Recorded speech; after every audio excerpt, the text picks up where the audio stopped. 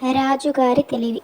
ఒకానొక నగరంలో పూర్వకాలంలో బుద్ధిమంతుడైన, అపారమైన తెలివితేటలు గల రవి అనే రాజు ఉండేవాడు. ఆయన తెలివితేటలు, అపారమైన పేరు ప్రతిష్టలు పొరుగు రాజ్యాలకు కూడా పాకిపోయాయి. అప్పుడు కొందరు వ్యక్తులు ఆ రాజు తెలివి, అపారమైన జ్ఞానాన్ని పరీక్షించడానికి అక్కడికి వచ్చేవారు. ఒకరోజు ఒక వ్యక్తి రాజు దర్బారుకు వచ్చి తను గీసిన 3 బొమ్మలను చూపించడానికి వచ్చాడు.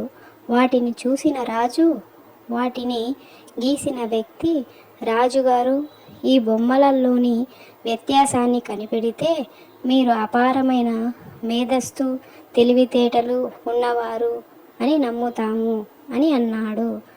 ఆ రాజు ఆ 3 చిత్రపటాలను గమనిస్తూ వాటిలోని అర్థాన్ని వెతుకుతూ తన మెదడుకు పదును పెట్టాడు.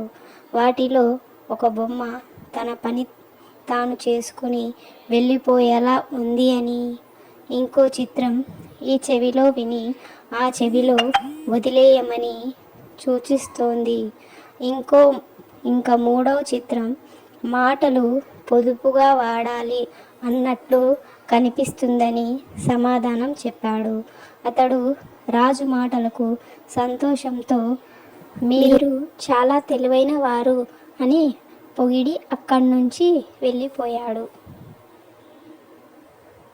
Thank you for watching.